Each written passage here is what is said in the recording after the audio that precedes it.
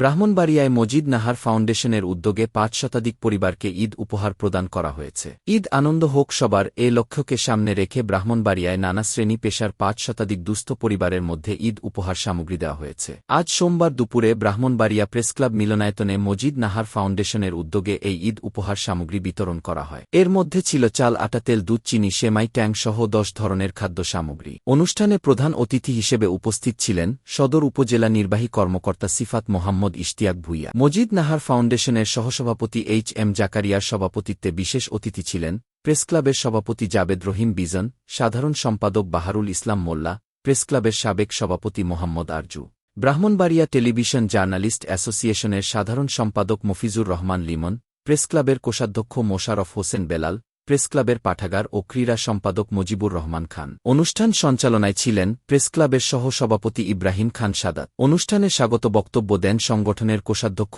এনায়েত হোসেন মিঠু। এ সময় বক্তারা বলেন, মানবিক ডাকে সাড়া দিয়ে মজিদনাহার ফাউন্ডেশন যে উদ্যোগ নিয়েছে তা অনুকরণীয়। সমাজের বিত্তবানরা মানবিক দৃষ্টিকোণ থেকে এগিয়ে এলে সুন্দর ও সমৃদ্ধ বাংলাদেশ বিনির্মাণ ত্বরান্বিত হবে। প্রসঙ্গত, আমেরিকা প্রবাসী মনির হোসেন হিটুর আর্থিক সহযোগিতায় গড়ে ওঠা এই সংগঠনটি ১২ বছর ধরে এই মানবিক কার্যক্রম পরিচালনা করে আসছে। সাধারণ সম্পাদক মাহার ভাই উপস্থিত আছেন, প্রেস ক্লাবের অন্যান্য বিভিন্ন পর্যায়ের যারা আছেন সাংবাদিকবৃন্দ, এবং এখানে উপস্থিত মজিদ নাহার ফাউন্ডেশনের কোষাধ্যক্ষ এবং সহসভাপতি উপস্থিত।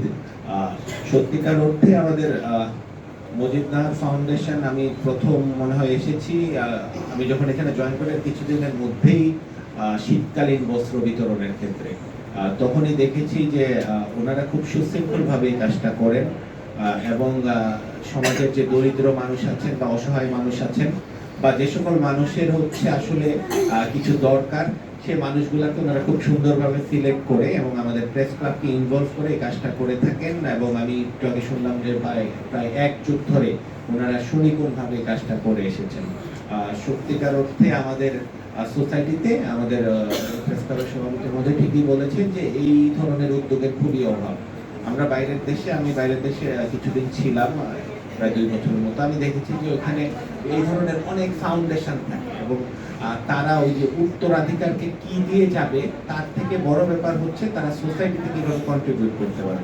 তাদের কিছু টাকা পয়সা হলেই তারা এরকম একটা ফাউন্ডেশন খুলে বসে এবং এর মাধ্যমে কমিউনিটির বিভিন্ন ইনভলভমেন্ট, কেউ খেলাধুলায় কন্ট্রিবিউট করে, কেউ সাংস্কৃতিক লাইনে কন্ট্রিবিউট করে, কেউ আবার দুস্থ মানুষ কিংবা হোমলেস যারা আছে তাদের মধ্যে খাবার সামগ্রী বিতরণ করে, কিংবা অন্য যে কোনো ফরম্যাটে তারা সোসাইটির উন্নয়নের চেষ্টা করে। তো আমাদের মজিদ নাহার ফাউন্ডেশন বাংলাদেশে, আমি যে কয়েকটা দুর্লভ ফাউন্ডেশন আছে যারা কিনা এই কাজগুলো সুন্দরভাবে করে, তাদের মধ্যে আমি একটা দেখছি আর কি। তো এই ধরনের উদ্যোগ আমি আশা করবো যে আমাদের প্রেস ক্লাব যেহেতু দায়িত্ব নেয় প্রতি বছর, ওনারা এটার যে প্রচারণা চালায়, এটা প্রচারণার দরকার আছে।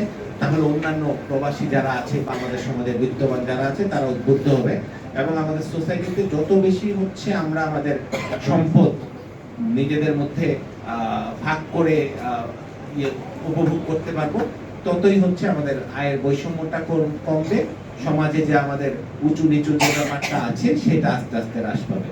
আমি আপনাদের সকলের মঙ্গল কামনা করি এবং আপনারা